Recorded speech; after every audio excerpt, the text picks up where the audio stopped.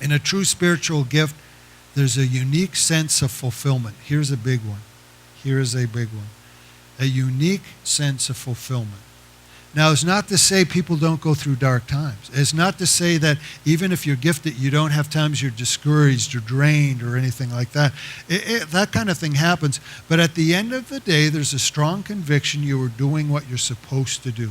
And let me stress that word, supposed to do. You know, if you want to compare things, a sense of doing what you were born to do as opposed to what you want to do, there is no comparison. Doing what you were born to do, what you are supposed to do, will fill you with fulfillment. It's what it's all about. Just like this chainsaw, if it had a mind, it could go out and say, well, I want to be something else. But it will not know fulfillment until it realizes that its gift is in cutting down trees, that it is a chainsaw.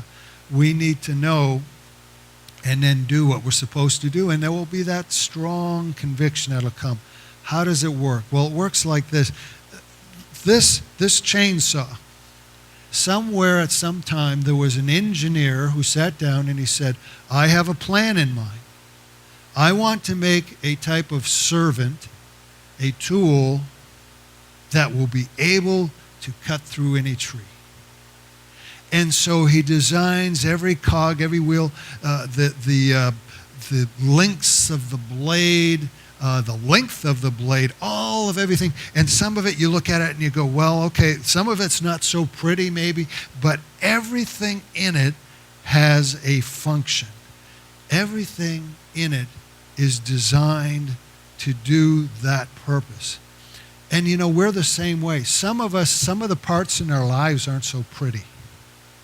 And some of the parts may even seem meaningless to us outside of our gifted area until we learn and get active in this. And some of those things could be, you know, pretty bad. They might be, you come from a family where abuse was going on. Or perhaps there was neglect going on or something, and it left you with a feeling that you were cheated in life in some way. Something was that if only you could have had something better, your life would be all better. There's that sense that you didn't get a shot at the brass ring. That type of thing going on. And a doubt can even cross your mind in that if God is so powerful and he's all loving, then why do I have this meaningless bad stuff in my life? And it doesn't make sense until this whole gift area comes into proper focus. See, with God, just like this chainsaw, you know, they make them as economically, of course, as they can, but there's not a wasted part on this. Everything is there for a reason. And the same thing, whether it's pretty or not, it's there for a reason.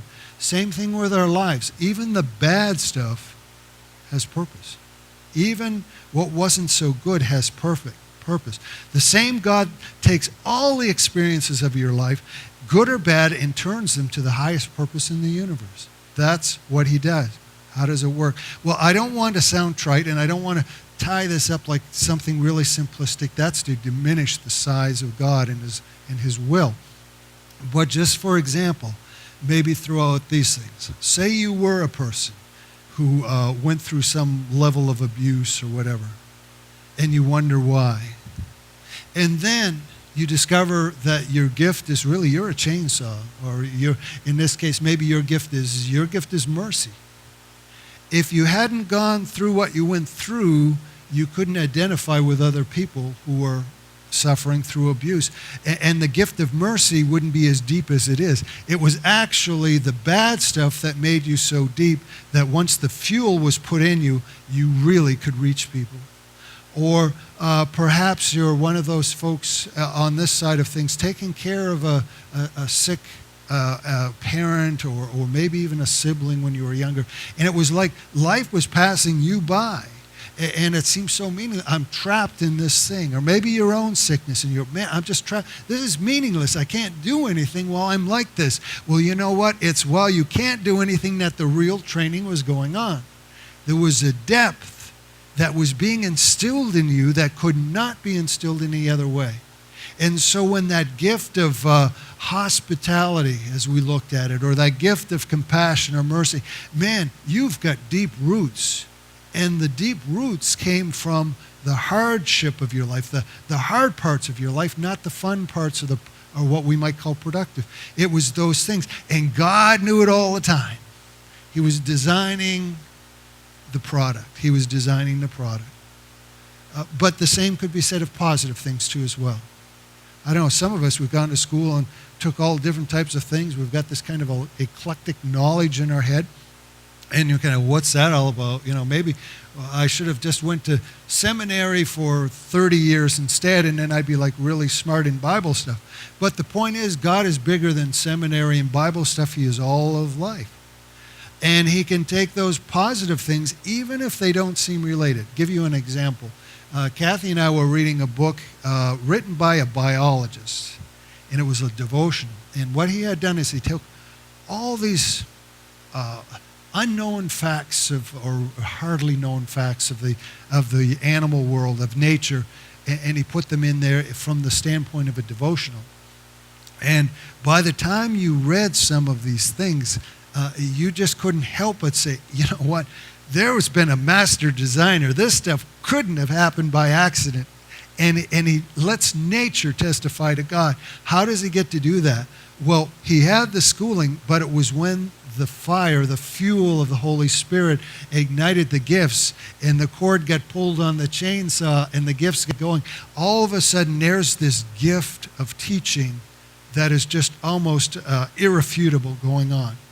That's the point. Spiritual gifts bring an incredible sense of fulfillment, and how they bring the fulfillment, or at least in part, is this: no part of your life is wasted.